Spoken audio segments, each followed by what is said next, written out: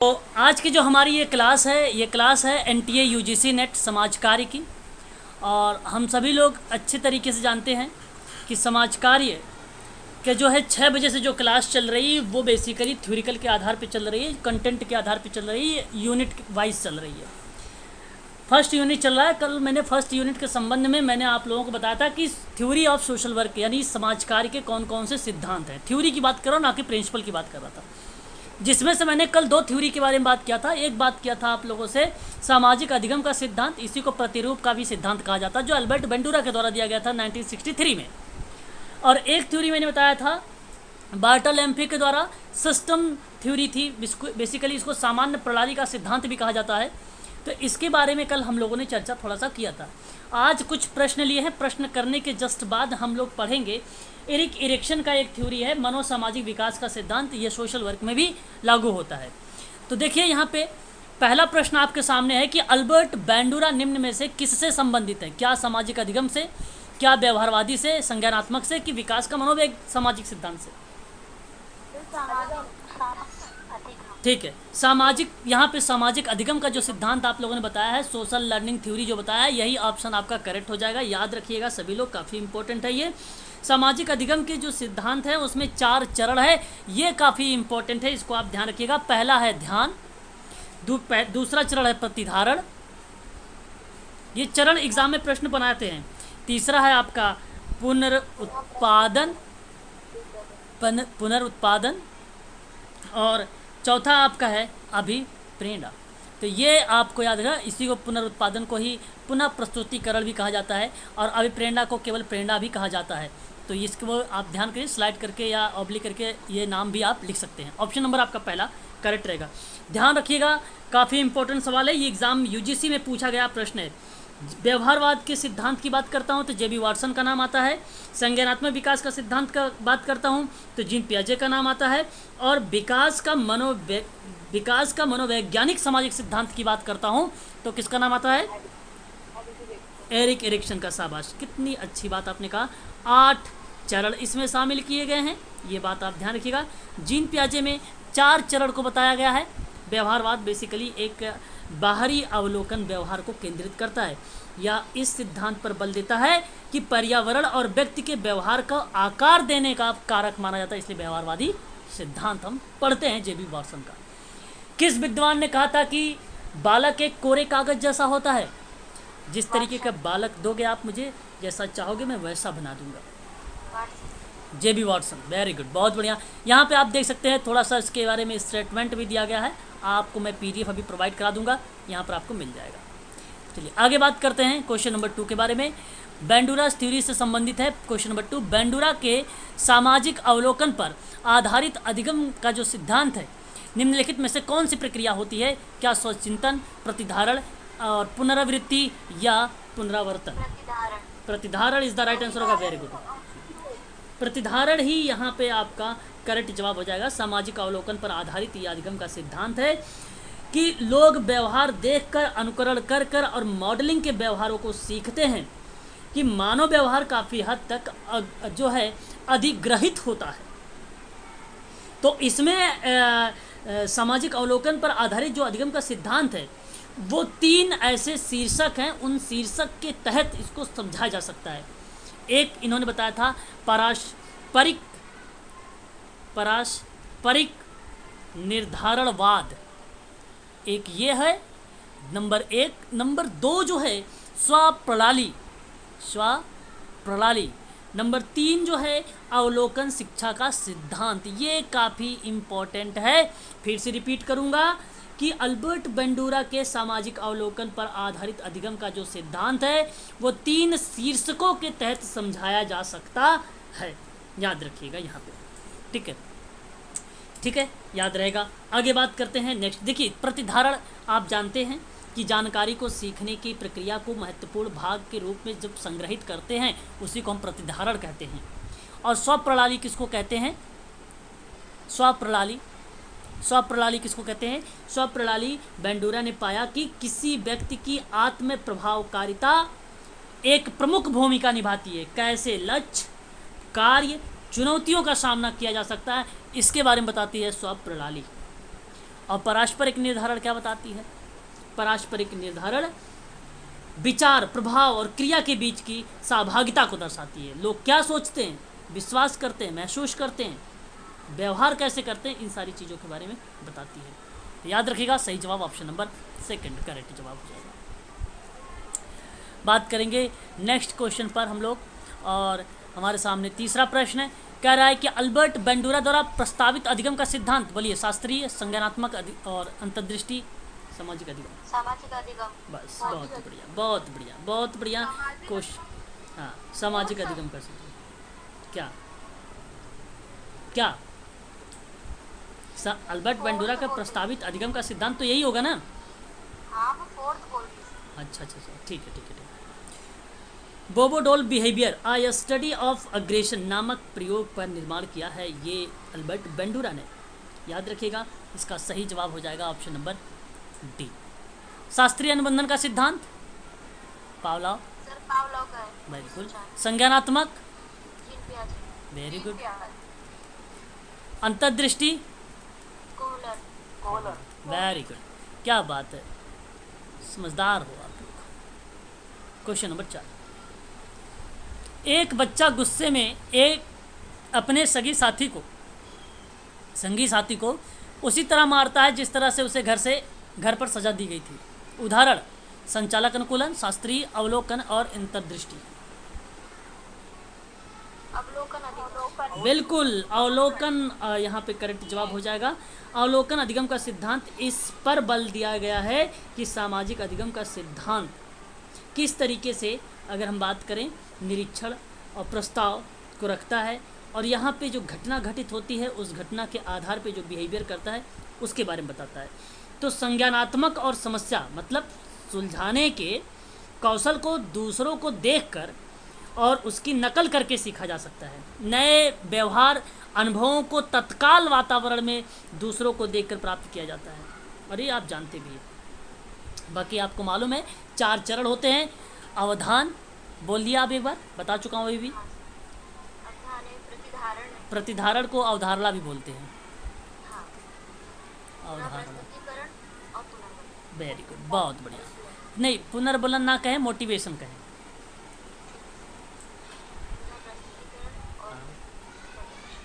प्रेरणा बोल दीजिए या अभिप्रेरणा बोल दीजिए, पुनर्बलन अलग है।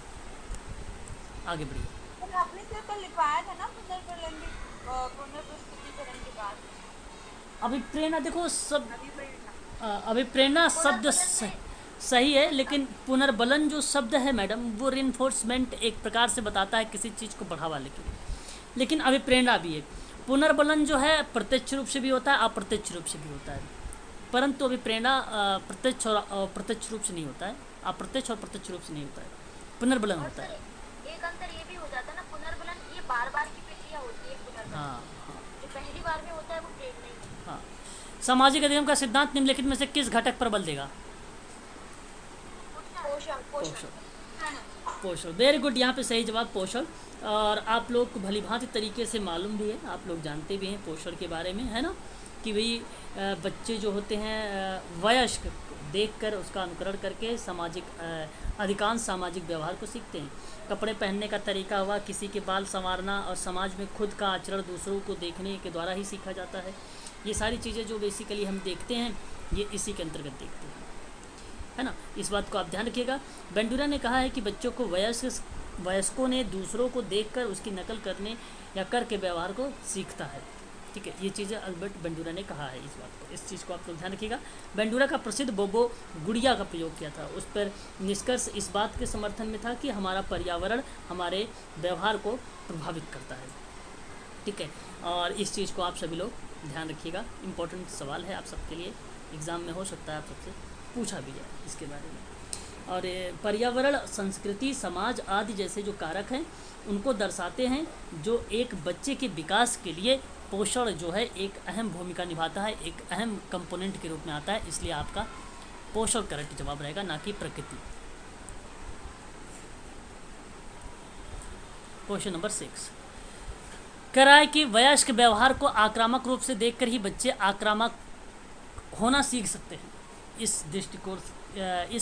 यह दृष्टिकोण किसके द्वारा माना जाता है? Cattell, Allport, Dollard and Miller, Bandura और उसके सहयोगी।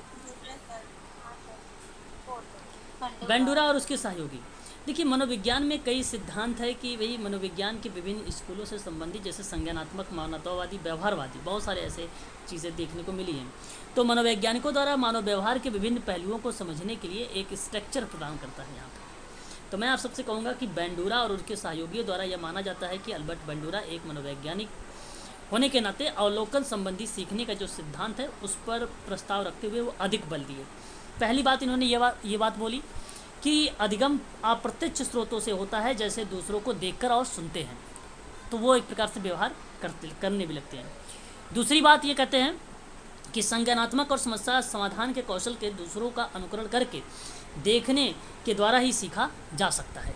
तीसरी बात ये कहते हैं कि नए व्यवहार और अनुभवों के निकटतम वातावरण दूसरों को देखकर प्राप्त किया जा सकता है।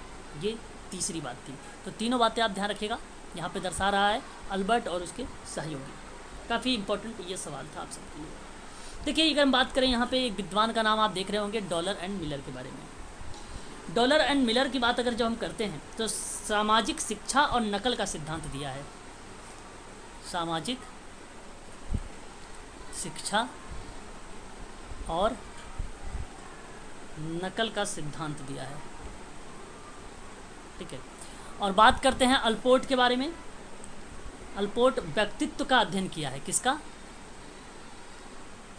व्यक्तित्व का, सही बात है ना, अध्ययन किया है। हाँ। और आरबी कैटल आप जानते हैं व्यक्तित्व प्रणालियों में कामकाजी जीव को अधिक समावेशी सामाजिक सांस्कृतिक अवयव के बीच में जटिल आदान प्रदान की व्याख्या किया है। मतलब आप ये कह लीजिए समावेशी सामाजिक सांस्कृतिक अवयव, ठीक है, नोट कर लीजिए, सामाजिक सांस्कृतिक अवयव के बीच का जटिल आदान प्रदान व्याख्या किया है। बाकी चौथा आप जानते ही है।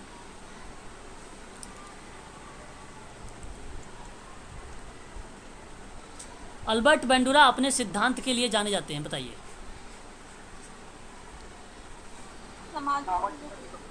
बिल्कुल, बेंडूरा अपने समय में सामाजिक अधिगम पर बहुत काम किया और अपने सामाजिक अधिगम सिद्धांत के लिए ये इतने प्रसिद्ध हुए कि इन्होंने हाल ही में एक नया नाम दे दिया, सामाजिक संज्ञानात्मक सिद्धांत भी। सामाजिक संज्ञानात्मक सिद्धांत भी, ठीक है, तो याद रखिएगा। और मनोलैंगिक विकास का सिद्धांत फ्रायड जाएगा। Very good. देखिए, फ्रायड यहाँ पे जाता है। अगर हम बात करते हैं यहाँ पे जैसे संवेगात्मक सिद्धांत को लेकर, तो इसका नाम जाता है पियाजे का। नैतिक में कोहलबर्ग, ठीक है, तो ये भी आप याद रखिएगा थोड़ा सा। अल्बर्ट बेंडूरा ने बोबोडोल बिहेवियर और स्टडी ऑफ अग्रेशन, मैं बार बार बोल रहा हूँ, किताब का नाम है, इसको नोट कर लीजिएगा, किताब का नाम, ठीक है। आगे बढ़िए।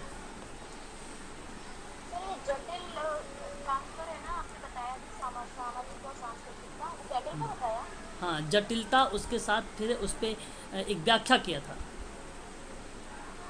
जो समावेशी सामाजिक सांस्कृतिक अवयव के बीच में जो जटिलता होती है ना, उसके आदान प्रदान की व्याख्या करता है कैटल। ठोस और तरल बुद्धि का सिद्धांत किसने दिया है? RB cattle.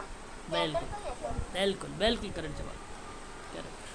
अल्बर्ट बेंडूरा ने निम्न में से किससे संबंधित हैं? देखिए, बहुत सरल सवाल, पक्का। चलिए, सामाजिक अधिगम का सिद्धांत दिया है भाई, बहुत बढ़िया है। 4 चरण है, नाम बताइए फिर से। पहला ध्यान आता है, उत्पादन, प्रेरणा। वेरी गुड, चरण भी आपको याद होना चाहिए। व्यवहारवादी सिद्धांत, वेरी गुड वेरी गुड। ये थॉर्नडाइक का नाम आता है, देख लो भाई साहब, ये देख लो। कभी कभी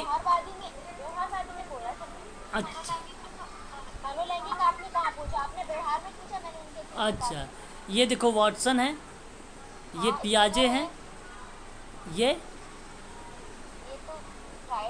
फ्रायड है। देखिए थॉर्नडाइक वगैरह का आप यहाँ पे नाम लेना उचित नहीं होगा, ठीक है। व्यवहारवाद का जो सिद्धांत होगा वो जेबी वाटसन का ही नाम होगा। व्यवहार में परिवर्तन को लेकर बात करने वाला अगर कोई बात आता है तो आप नाम लेते हैं तो ठीक है, बाकी सिद्धांत नाम आता है तो इस तरीके से नाम ना लें।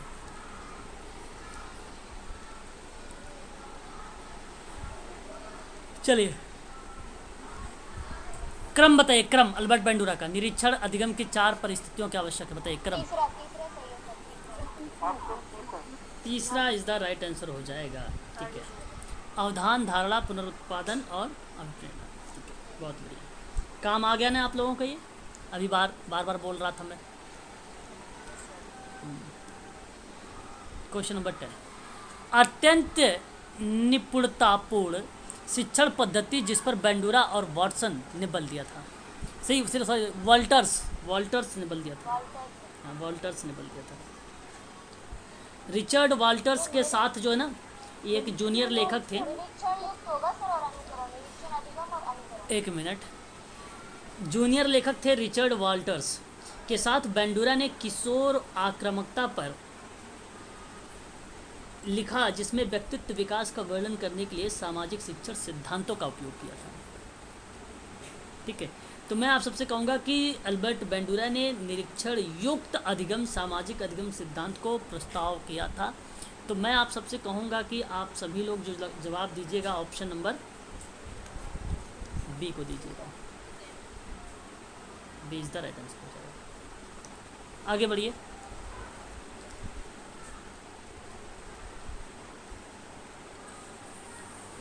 अभी बस टॉपिक पे आ रहे हैं, बताइए निम्नलिखित में से किसका विचार था कि प्रत्यक्ष अनुभव से जो कुछ भी सीखा जा सकता है वह अवलोकन से भी सीखा जा सकता है। मॉडल सबसे प्रभावी होते हैं यदि उन्हें सम्मान, योग्यता, उच्च स्थिति या शक्ति के रूप में देखा जाता है। तो इस प्रकार के ज़्यादातर मामलों में शिक्षक अत्यधिक प्रभावशाली मॉडल हो सकता है।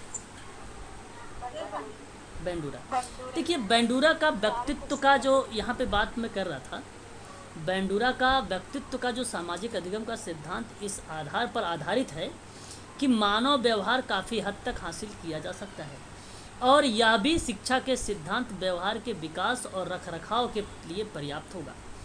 तो बेंडूरा ने अपने पूरे कैरियर में सामाजिक अधिगम पर जब इसने बहुत काम किए और अपने सामाजिक अधिगम के सिद्धांत के लिए प्रसिद्ध हुए, इन्होंने फिर इसका नाम बदला सामाजिक अधिगम का सिद्धांत। तो ये बात इन्होंने कहा है कि सम्मान, योग्यता, उच्च स्थिति और शक्ति के रूप में देखा जाता है। ये मॉडल क्या?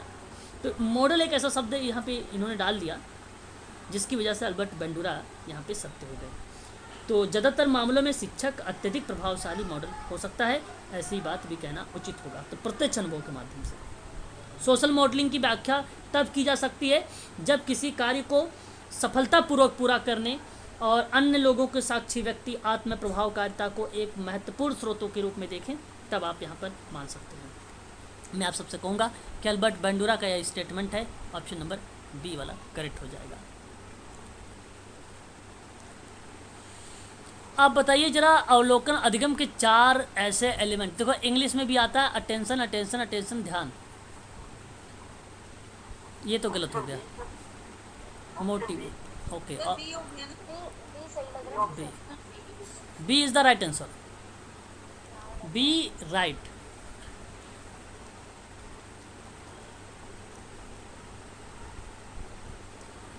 निम्नलिखित में से प्रतिरूपण की मनोवैज्ञानिक प्रक्रिया क्या होगी?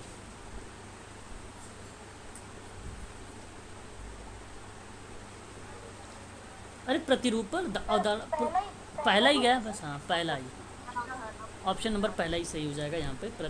देखिए प्रतिरूपण एक तरीका है जिसके व्यवहार सीखा जाता है। जब कोई व्यक्ति दूसरे के व्यवहार का अवलोकन करता है और फिर उस व्यवहार का अनुकरण करता है तो वह व्यवहार का प्रतिरूपण कर रहा होता है। तो इसे कभी कभी अवलोकन शिक्षा, सामाजिक शिक्षा के रूप में भी जाना जाता है। तो प्रतिरूपण एक प्रकार की सीख है जिसमें प्रत्यक्ष निर्देशन की आवश्यकता नहीं होती है। दरअसल किसी को इस बात की जानकारी ही नहीं होती है कि कोई और उसके व्यवहार के बारे में बता रहा होता है। और प्रतिरूपण एक नया व्यवहार सीख सकता है। तो पहले से सीखे गए व्यवहार की जो फ्रीक्वेंसी होती है उसको प्रभावित कर सकता है, तो समान व्यवहार की आवृत्ति तो बढ़ जाती है। तो ऐसी कंडीशन पर अटेंशन, अवधारणा और पुनरुत्पादन की प्रक्रिया जाहिर होती है। तो ये चीज़ ध्यान रखिएगा। हालांकि प्रतिरूपण की ये प्रक्रिया का चरण माना गया है। अवधान, अवधारणा और पुनरुत्पादन, अभिप्रेरणा। अभिप्रेरणा अगर होता तो गलत नहीं था, वो भी सही था, है ना, वो भी सही है था, गलत नहीं था। ठीक है, ऑप्शन नंबर यहाँ पर आपका प्रतिरूपण की पूछ लिया था, प्रतिरूपण का भी ये सही जवाब है।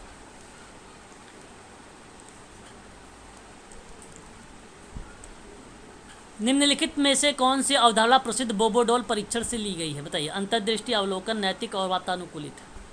अवलोकन बिल्कुल सही जवाब।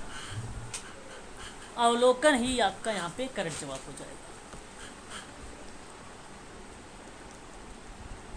मॉडलिंग आधारित है शास्त्रीय पर, क्रिया प्रसूत अनुबंधन पर, सामाजिक संज्ञानात्मक, प्रयास एवं त्रुटि पर। बहुत अच्छा सवाल।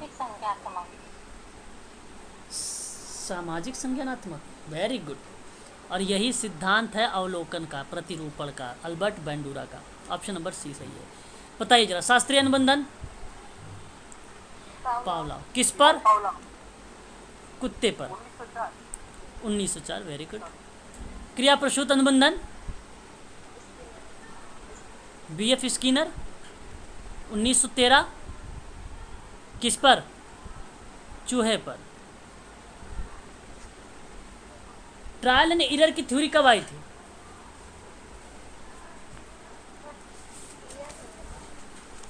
देखिए 1904 में आपका क्रिया प्रसूत शास्त्रीय अनुबंधन का सिद्धांत जी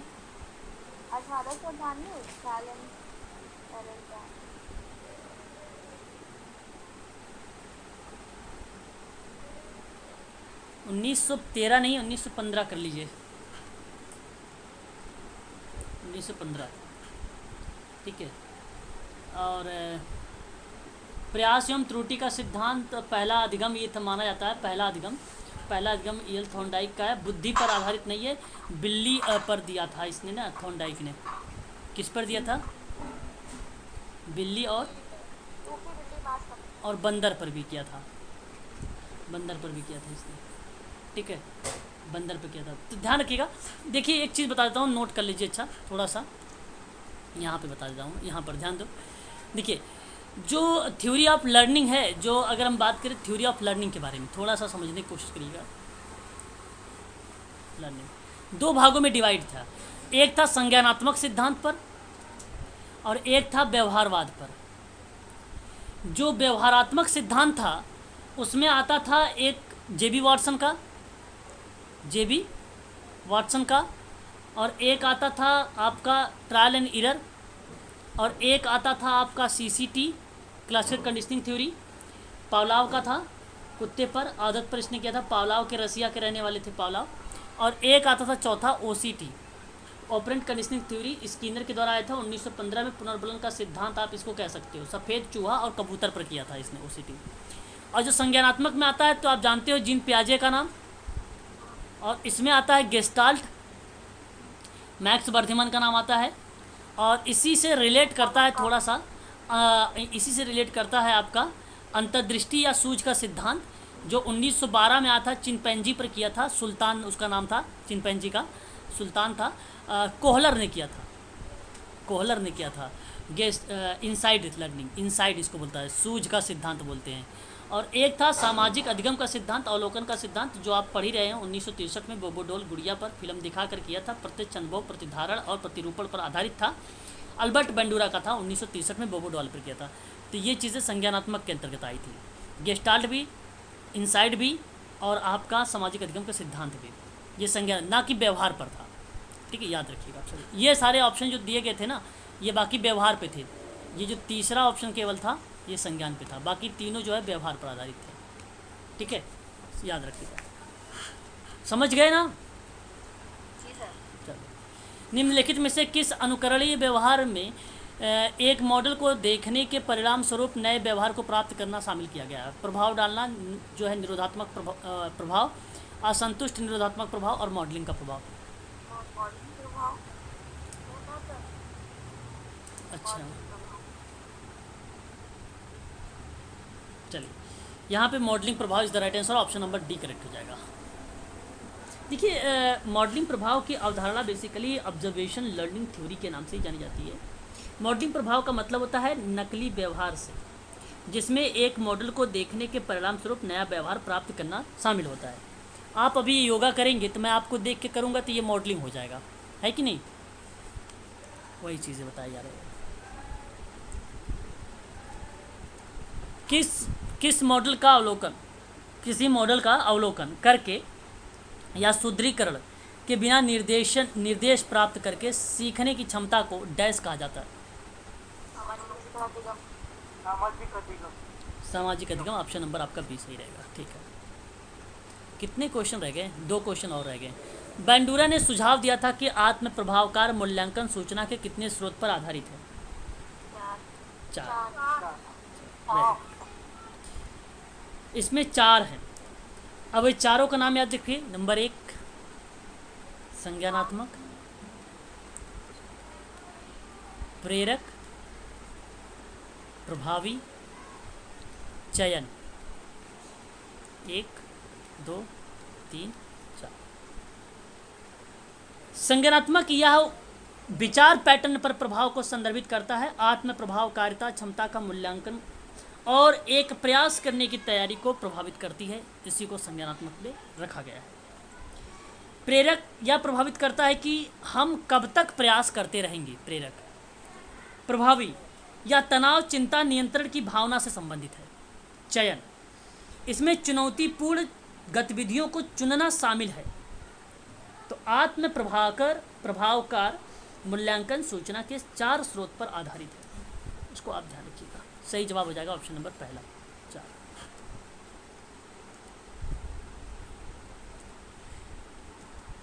अवलोकन अधिगम का प्रस्तावक कौन है? बैंडूरा। बहुत बढ़िया सवाल है ना, अच्छा सवाल है ये। इसको भी आप लोगों को ध्यान रखना होगा। पावलाव शास्त्रीय अनुबंधन का सिद्धांत कहीं है? पावलाव है ही नहीं। गेट्स, ये गेट्स किस में आएगा? वी.एफ. स्किनर क्रिया प्रसूत का अनुबंधन का सिद्धांत में आता है। और कैवलिन इनसाइड लर्निंग में आता है। इनसाइड लर्निंग में भी इसका योगदान है कैवलिन का। स्किनर तो क्लियर। गेट्स जी, ये नाम चेंज कर दिया ना, कैवलिन लिखा है, क्विलिन करके कुछ नाम था, सर पढ़ा है इसका।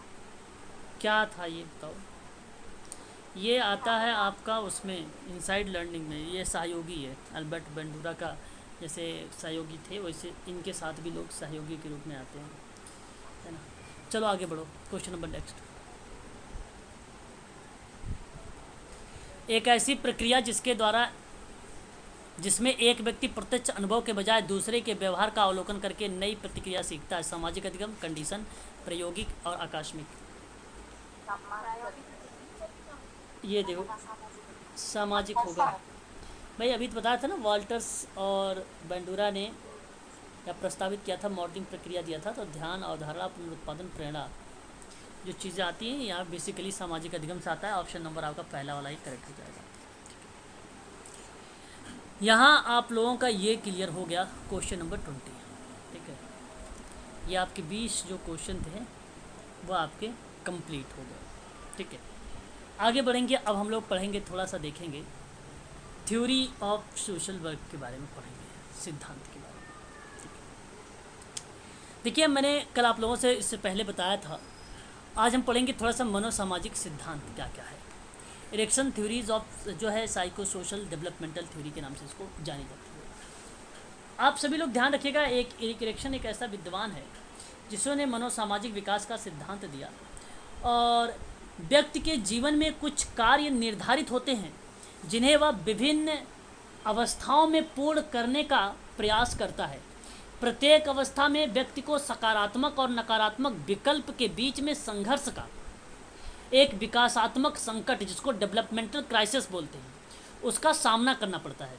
ये बात आपको मालूम है अच्छे तरीके से। मैं कुछ पॉइंट बताना चाहूँगा, जिसे प्रमुख बिंदु के अंतर्गत हो सकता है एनटीए यूजीसी नेट आप लोगों से 22 सितंबर से 30 सितंबर के बीच में जो एग्ज़ाम होने वाला है उसके अंतर्गत हो सकता है आप लोगों से पूछ ले अगर आप लोगों से कि मनोसामाजिक विकास के सिद्धांत में कितने चरण है, तो कुल टोटल 8 चरण है। पहली बात ध्यान रखिएगा, किसने दिया है? इरिक्सन ने दिया है, याद रखिएगा ये।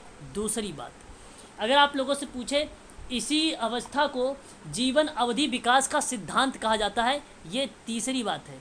जीवन अवधि विकास का सिद्धांत बोला जाता है इसी को, विकास का सिद्धांत कहा जाता है इसी को। मानव के व्यवहार का अध्ययन किया जाता है इसमें।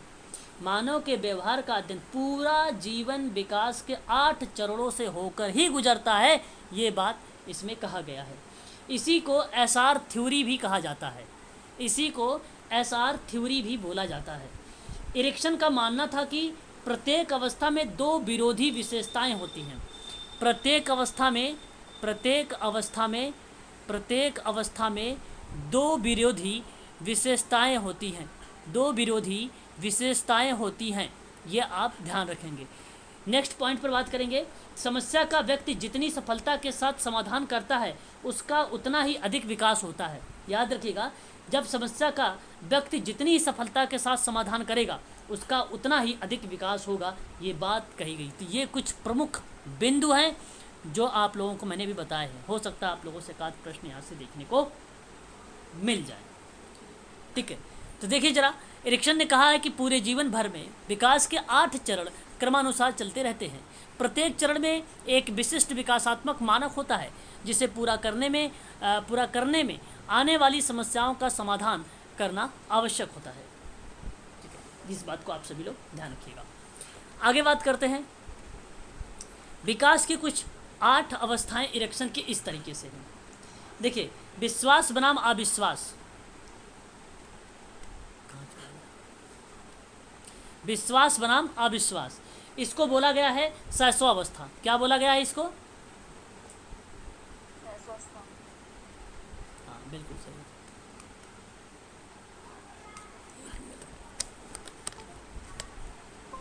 सहस्वा अवस्था बोला गया है, ठीक है, सहस्वा अवस्था बोला गया है, ठीक है। ये इसकी जो आयु होती है जन्म से लेकर 2 वर्ष, यानी 0 से 2 वर्ष कह लीजिए। दूसरी बात करते हैं हम लोग, तो इसमें दूसरी अवस्था होती है स्वतंत्रता, है ना। तो स्वतंत्रता वर्सेस संदेह को हम लोग क्या बोल सकते हैं? लज्जा भी बोल सकते हैं, एग्जाम में पूछा जाता है ये। इसी को हम लोग शर्म भी बोल सकते हैं, ठीक है। ये 3 शब्द आ सकता है। स्वतंत्रता को स्वायत्तता भी कहा जाता है। ये अर्ली चाइल्डहुड होता है, इसको हम लोग क्या बोल सकते हैं? प्रारंभिक। आदित्य सर, समझ में आ रहा है? हाँ, ध्यान दीजिएगा, ठीक है। ये इसकी आयु जो होगी वो 3 से 4 वर्ष। अगर आप एसके मंगल की बुक देखते हैं तो वहाँ पर आपको मिलता है 2 से 3 वर्ष, परंतु ये लिखिए 3 से 4, आपको सब अच्छे समझ में। बाकी एज ये जो है ना, आप ऐसे ही आइडेंटिफाई कर लेंगे, इसमें आप कंफ्यूज मत होइएगा ज़्यादा, ठीक है। एसके मंगल की किताब में 2 से 3 वर्ष दिया गया है। नेक्स्ट बात करेंगे हम लोग, आत्मबल वर्सेस अपराध की अवस्था। आप इसी को जो है आत्मबल को हम लोग पहल शक्ति बोल सकते हैं, हाँ सर। उपक्रम बोल सकते हैं, बिल्कुल, पहल शक्ति उपक्रम भी बोल सकते हैं, ठीक है। याद रखिएगा, वर्सेस अपराध को हम लोग बोध, देखो अपराध बोध की संज्ञा तो दी गई है यहाँ पे, इसको हम दोष बोध कह सकते हैं, दोष बोध भी बोल सकते हैं, अपराध को ही बोला जाता है। या तो हम दोषिता भी कह सकते हैं इसी को, 3 नाम। कि जो शब्द यूजीसी यूज करता है ना, मैं उसको भी लिख रहा हूँ आप लोगों के सामने, ठीक है। इसको हम लोग बोलते हैं खेल की अवस्था, बोल सकते हैं ना? हाँ सर। हाँ, ये 4 से 5 मिलेगा इसके मंगल में, 5 से 6 मिल रहा है आपको ये पीडीएफ में। तो हाँ, याद रखिएगा, ये अवस्था ये इंपॉर्टेंट है, इसको आप ध्यान रखिएगा। अभी मैं आप लोगों को एक चीज़ और बताने वाला हूँ। जानते हैं आपको क्या बताने वाला एक और चीज़? क्या? नहीं पता? अच्छा ठीक है। फ्राइड की थोड़ी सा सिगमंड फ्रायड के साथ इरेक्शन का, हाँ 5 अवस्था। ठीक है, याद रखिएगा। सिगमंड फ्रायड के साथ साथ में मनोसामाजिक विकास का सिद्धांत मैच करता है। क्या करता है?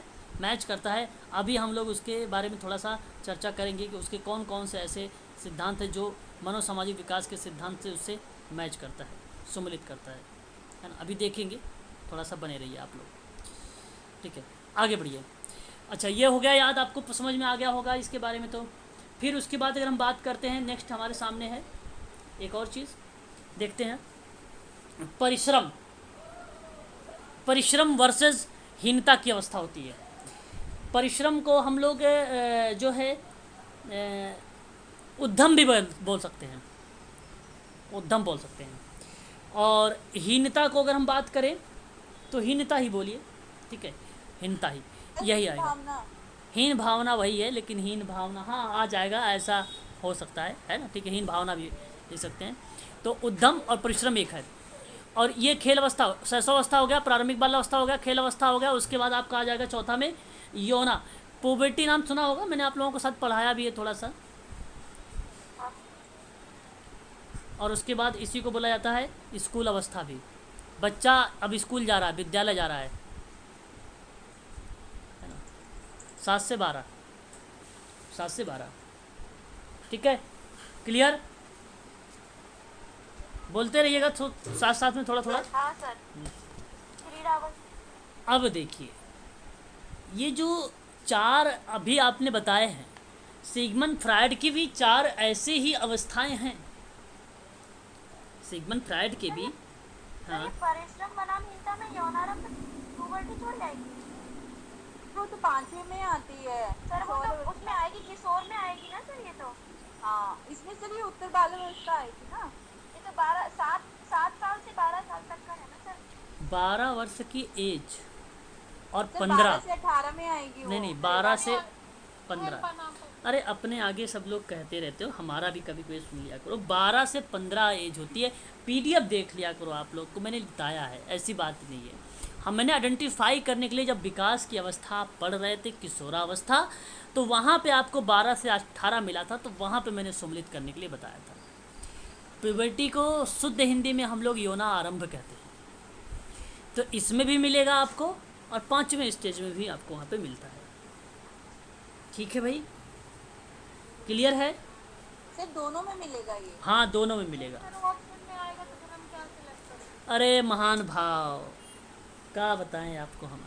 अरे ऑप्शन में कैसे आ गया भाई ये? पॉवर्टी यहाँ पे आप लोगों से ये नहीं पूछने वाला है। यौना आरंभ अगर आपसे पूछेगा तो यौना आरंभ का 12 से 15 वर्ष आपको एज बताना है, बस 12 से 15 वर्ष। इसमें भी 3 भागों में डिवाइड किया गया है, उनकी एजेस को बताया गया है। आपसे मनोसामाजिक विकास के सिद्धांत को लेकर थोड़ी ये आप दूसरे टॉपिक की तरफ चल गए, तरुणाई अवस्था की तरफ चल गए आप। तरुणाई अवस्था की तरफ ना जाएं, वहाँ वो अलग प्रश्न बनाएगा। मैंने यहाँ पे सिर्फ रिलेट करवाया है प्यूबर्टी, मैंने थोड़ा समझाया था, मैंने बोला था ये बात कि एक ऐसी स्टेप है, आधा आपका 4 में 12 एज जो मिल रहा है यहाँ पे उसमें मैच करेगा, प्लस पहचान भूमिका की, पहचान वर्सेस भूमिका में भी रिलेट करेगा। ठीक है, मैंने ये समझा रहा था। सर ये 12 साल की उम्र से बाद शुरू हो जाता है ना? हाँ, 12 से 15 तक है। Okay okay. हाँ, 12 से 15 तक है ना अभी प्यूबर्टी। ठीक है, ठीक है सर। चलो बढ़िया है भाई। समझते हो तो अच्छी बात है, नहीं समझते हो तो और अच्छी बात है, लेकिन समझा करो, है ना, समझा करो। चलो आगे बढ़ते हैं। कहाँ चल रहा था मैं, भूल गया। क्या बता रहा था आप लोगों को? सर सिगमंड फ्रायड, परिश्रम बनाम हीनता। फ्रायड। तो मैंने आपसे बताया था, फ्रायड बेसिकली जो मौखिक अवस्था, गुदावस्था, लैंगिक अवस्था, सुसुप्त अवस्था, इन चारों अवस्थाओं को इससे रिलेट करता है। ये चारों अवस्थाओं को रिलेट करता है। ठीक है, ये चीज़ ध्यान रखिएगा। जो जनेंद्रिया अवस्था है वो हालांकि 12 से 20 होती है, लेकिन यहाँ पे बेसिकली हमें देखने को नहीं मिलती, कुछ लक्षण अलग मिल जाते हैं यहाँ पे। यहाँ कुछ लक्षण अलग मिल जाते हैं। तो ये स्टेटमेंट है इरिक्सन का और वो फ्राइड का। ठीक है, तो हम बात कर रहे हैं इरेक्शन के बारे में। पांचवा स्टेज देखेंगे। पांचवा आ रहा है आपके सामने, पहचान। पहचान को बोलते हैं हम लोग अहम पहचान भी बोल सकते हैं, बात एक ही है, अहम पहचान वर्सेस हम कह सकते हैं भूमिका संभ्रांति। भूमिका संक्रांति। Very good. और भूमिका संभ्रांति के बजाय हम लोग ये भी बोल सकते हैं पहचान भ्रांति भी बोल सकते हैं। क्लियर हो रहा ना? बस हो गया आपका। तो ध्यान रखने वाली बात आप सबको लिए ये है कि ये अवस्था जो आती है किशोरा में आती है। किस में आती है? किशोरावस्था में आती है। बस अब देखिए, घनिष्ठता वर्सेस अलगाव। बेसिकली घनिष्ठता को हम लोग क्या बोल सकते हैं? अंतर्गता भी बोल सकते हैं। क्या बोल सकते हैं? अंतर्गता। आत्मीयता भी बोल सकते हैं ना? हाँ, आत्मीयता भी बोल सकते हैं। देखिए किसी ने बोला है, बहुत बढ़िया। आत्मीयता भी बोल सकते हैं, घनिष्ठता भी बोल सकते हैं। अलगाव को हम लोग और क्या बोल सकते हैं? बिलगन भी बोल सकते हैं। हाँ, बिलगन भी बोल सकते हैं, जिसको हम आइसोलेशंस भी बोलते हैं इसको हिंदी में। ठीक है। हाँ, तो यहाँ अगर मैं बात करूँ तो अर्ली चाइल्डहुड इसको बोलते हैं। इसको अगर हम टोटली की बात करते हैं तो इसको क्या बोलते हैं? प्रारंभिक, सॉरी अर्ली चाइल्डहुड बोल रहा हूँ यार, अर्ली एडल्टहुड, प्रारंभिक, हाँ प्रारंभिक प्रौढ़ावस्था। ठीक है, ठीक है, ठीक है। उसके बाद आपका आता है उत्पादकता वर्सेस निष्क्रियता। देखिए, उत्पादकता को हम लोग बेसिकली जननात्मकता भी बोल सकते हैं। क्या बोल सकते हैं?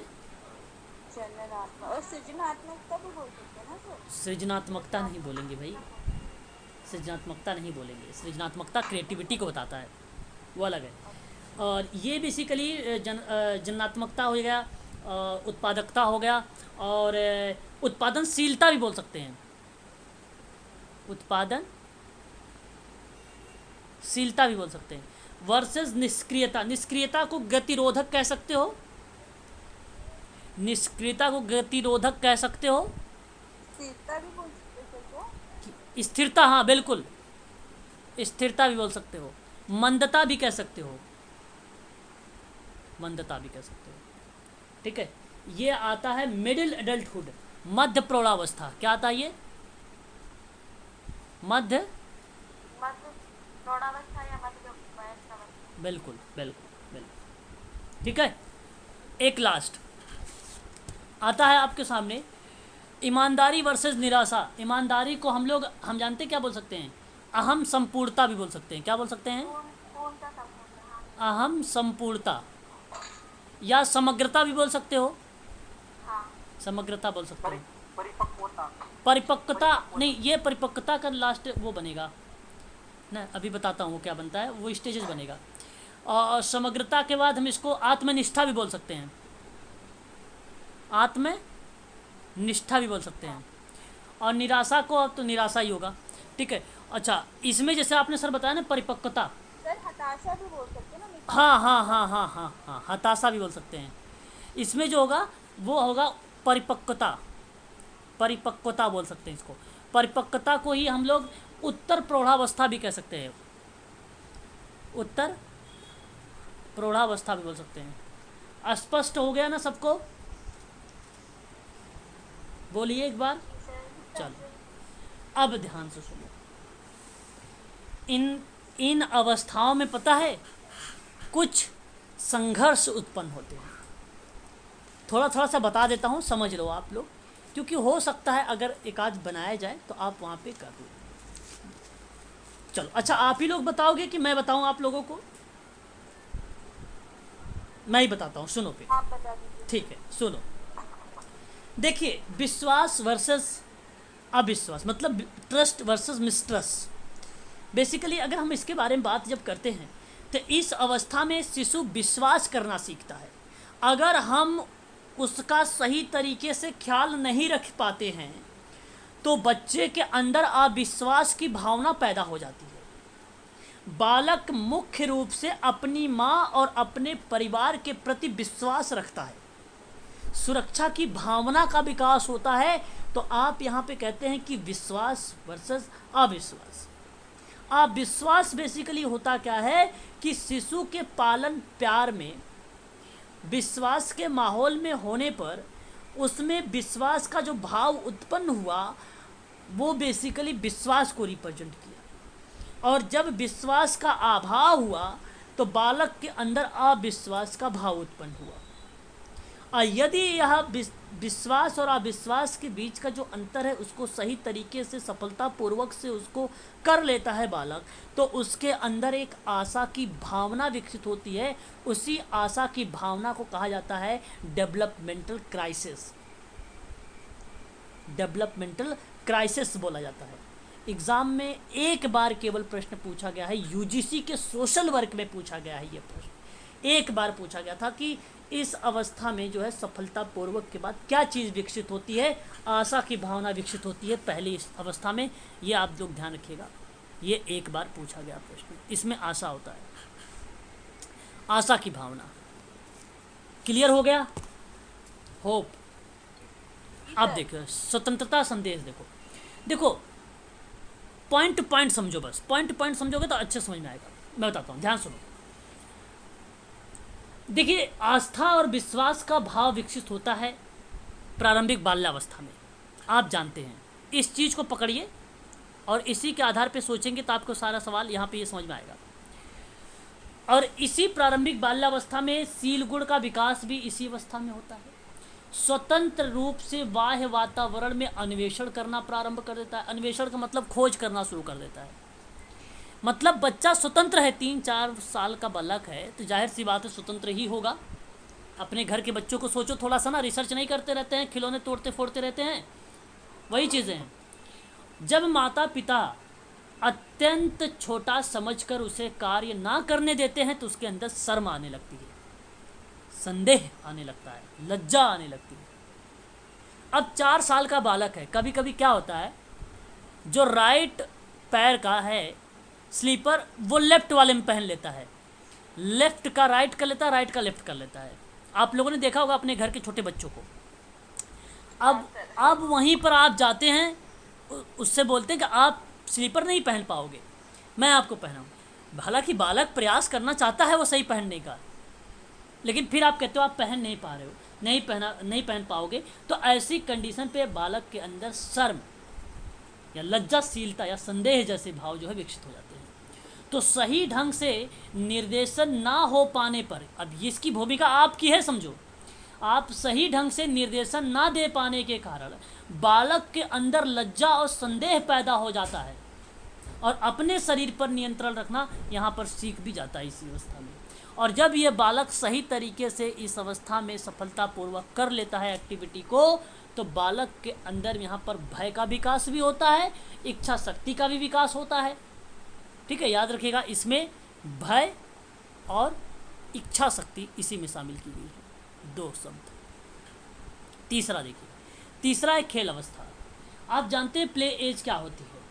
इस अवस्था में बालक अधिक सशक्त ढंग से कार्यों में पहल करता है। सामाजिक दुनिया इसे सक्रियता और पहल शक्ति दिखलाने के लिए एक तरह की चुनौती प्रदान करती है। इस अवस्था में, इस उम्र में बच्चों को अपने शरीर, देखिए पहल कर रहा है ना, क्योंकि अब इसी उम्र में बच्चों को अपने शरीर, उसके व्यवहार, उसके खिलौने और उसके पालतू पशुओं के बारे में, पीडीएफ दिखाई दे रहा है आप लोगों को? पालतू पशुओं के बारे में, ठीक है, ध्यान देने को कहा जाता है। यदि गैर जिम्मेदार है और उसे बार बार व्यग्र किया जा रहा है तो उसके अंदर अपराध बोध उत्पन्न हो जाता है। अब जाहिर सी बात है, आप वो कोई चीज़ सीखना चाहते हो, आप उस पर व्यंग डाल रहे हो, एक प्रकार से बाधा उत्पन्न कर रहे हो उसके लिए। नए नए कार्य सृजन करना सीखता है, आत्मविश्वास, जागृत, जिज्ञासा, प्रवृत्ति का इसका विकास हो रहा है। इसमें दबाव देना और रोकने पर अपराध हो रहा है, यहाँ पे अपराध। तो इसलिए कहा जाता है दबाव मत डालिए उसको, उसे रोके ना। बालक के शाब्दिक और शारीरिक दंड दिया जाता है इसी में। जब आप बालक को शाब्दिक रूप से सुना देते हैं कुछ, शारीरिक रूप से उसे दंड भी दे देते हैं आप उसे, तो उस बालक के अंदर दोषिता का भाव उत्पन्न हो जाता है। यही तो कारण है कि इस अवस्था में कहा जाता है कि पहल शक्ति वर्सेस अपराध बोध भी। ठीक है, याद रखिएगा। क्वेश्चन नेक्स्ट बात करेंगे। उसके बाद आता है आपका चौथे नंबर पे यौना आरंभ, जिसको स्कूल अवस्था भी कहा जाता है। परिश्रम बनाम हीनता होता है।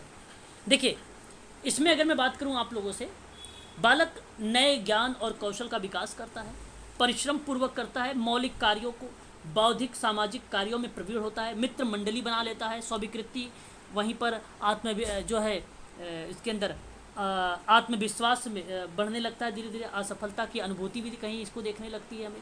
जब इसके अंदर असफलता की अनुभूति दिख गई, सफल नहीं हो पा रहा है, आत्मविश्वास में कमी आ जा रही है, तो वहाँ पर उसके अंदर हीनता का भाव हो रहा है। जब बालक के अंदर नए ज्ञान और कौशल का विकास हो रहा है तो वो परिश्रम पूर्वक कार्य कर रहा है, वहाँ पे सामाजिक कार्यों में प्रवीण हो रहा है, स्वीकृति मिल रही है मित्र मंडली द्वारा उसे, तो उसमें विश्वास बढ़ रहा है। तो इसलिए कहता है कि यौना आरंभ में, स्कूल स्टेजेस में क्या करना, परिश्रम वर्सेस हीनता का भाव उत्पन्न होता है। जब नए अनुभव के संपर्क में आता है, जैसे जैसे मध्य और अंत तक पहुंचता है, तब बौद्धिक कौशल ज्ञान को हासिल करने की दिशा में मोड़ देता है। तो बाल्यावस्था का अंतिम चरण कल्पनाशीलता से भरा होता है, और इस आयु में बालक के अंदर हीन भावना, अपने आप को अयोग्य और असमर्थ समझने की भावना विकसित होने लगती है। तो यहाँ पर एक भाव उत्पन्न होता है, या एक प्रकार से एक सफलतापूर्वक की अवस्था में एक डेवलपमेंटल क्राइसिस उत्पन्न होता है, जिसको हम लोग बोलते हैं सक्षमता या सामर्थ्यता। सक्षमता या सामर्थ्यता बोलते हैं। नंबर 5 की बात करेंगे। अहम पहचान की होती है। स्वयं पहचान बनाने के लिए किशोर को विभिन्न भूमिकाओं को सम्मावित करने की आवश्यकता होती है। ऐसा ना कर पाने पर भूमिका भ्रम उत्पन्न हो जाता है। विभिन्न प्रकार के जो प्रश्न पूछे जाते हैं इसमें, किससे संबंधित जीवन कहाँ हो जा रहा है, किशोरों में बहुत सारी नई भूमिकाएं, वयस्क स्थिति सामना कर रहा होता है। एक ही भूमिका में विभिन्न भागों का पता लगाते हैं इसमें। तो यदि सामाजिक और कार्य सकारात्मक ना हो पाता है तो पहचान की भ्रांति हो जाती है इसमें। जिज्ञासु रूप में होता है यहाँ पे, है ना, तो यहाँ पे भूमिका भ्रांति हो जाती है। उसके बाद घनिष्ठता होती है। अंतर्गता यानी घनिष्ठता बनाम अलगाव। युवा व्यक्ति जो होता है दूसरों से घनिष्ठ संबंध बनाने का प्रयास करता है। ऐसा कर पाने पर वह सामाजिक और संवेगात्मक दृष्टि से अलग थलग पड़ जाता है, तो दूसरों में आत्मीयता संबंध स्थापित करने लगता है, स्वयं को खोजने लगता है, स्वयं को किसी व्यक्ति में खोजता है। यदि ऐसा ना हो पाता है तो उसके अंदर अलगाव की भावना भी उत्पन्न हो जाती है। एकाकीपन या अकेलापन या अलगाव या अंतर्गता की आवश्यकता भी हो सकता है। ठीक है, तो यहाँ पर ये चीज़ होती है। और इस अवस्था में जब सफलतापूर्वक कर लेता है तो स्नेह और प्रेम की संज्ञा दी जाती है इसी अवस्था में, और इसी अवस्था में उसकी शादी विवाह भी हो जाता है ना। आगे बात करते हैं, उत्पादकता की बात करेंगे। देखिए, मध्य इसमें क्या होता है, ये बेसिकली जननात्मकता अवस्था भी बोला जाता है। इसका अर्थ होता है कि अपनी अगली पीढ़ी के साथ सामाजिक कल्याण के लिए सोचना। जब जननात्मक चिंता उत्पन्न नहीं हो पाता है तो उसके अंदर स्थिरता का खतरा बढ़ जाता है, इसलिए इसको कहा जाता है निष्क्रियता भी कहा जाता है, निष्क्रियता भी बोला जाता है। प्रौढ़ा के दौरान में व्यक्ति युवा व्यक्तियों के सहयोग देना और निर्देश देने के सक्रिय ढंग से भूमिका निभाता है। ऐसा ना करने पर उसमें विकास जो है गतिरोध विकसित हो जाता है। भविष्योन्मुखता की कमी, अपने से पूरे समाज के बारे में सोचना, भविष्य की पीढ़ी पर ध्यान देना, इन सारी चीज़ों के बारे में सोचने लगता है इस अवस्था में। और एक लास्ट अवस्था होती है, और ये उत्तर प्रौढ़ावस्था होती है, परिपक्वता इसको बोला जाता है। संपूर्णता कह सकते हो वर्सेस निराशा या हताशा भी बोल सकते हो। जीवन के अंतिम वर्षों में व्यक्ति अपने आप से प्रश्न पूछता है कि जीवन में उसने क्या किया, और अपने से ही उत्तर ढूंढता है वहाँ पे। तो यानी उसके जीवन का कुछ महत्व है कि नहीं है। यदि उत्तर हाँ में है तो उसमें आत्मनिष्ठा का भाव उत्पन्न होता है। यदि उत्तर नहीं में है तो उसके अंदर निराशा का भाव उत्पन्न होता है। तो संपूर्णता का भाव एवं जीवन में मूल संतुष्टि, व्यर्थता और निराशा की अनुभूति होती है। यदि इस अवस्था में सफलता होता है या सफल होता है तो बुद्धि की संज्ञा दी जाती है इस अवस्था को। ठीक है, तो याद रखिएगा विकास के मनोसामाजिक सिद्धांत जो दिया था एरिक एरिक्सन ने, यह आपका यहाँ पे कंप्लीट हुआ। कुल 8 चरणों पर इन्होंने बात किया था। ठीक है, जी सर। यहाँ पर आपको सारा चीज़ लिखा हुआ भी मिलेगा। ठीक है, ठीक है, आज के लिए इतना ही रखिए आप सभी लोग। कल थोड़ा सा इसके बारे में प्रश्न करेंगे और फिर उसके बाद इसकी किताबों को पढ़ते हुए हम आगे बढ़ जाएंगे। ठीक है ना, नेक्स्ट सिद्धांत पढ़ लेंगे मनोदैहिक सिद्धांत। ठीक है, ये भी थ्योरीज हैं, सोशल वर्क की थ्योरीज हैं। ठीक है, यस सर। चलिए, ओके।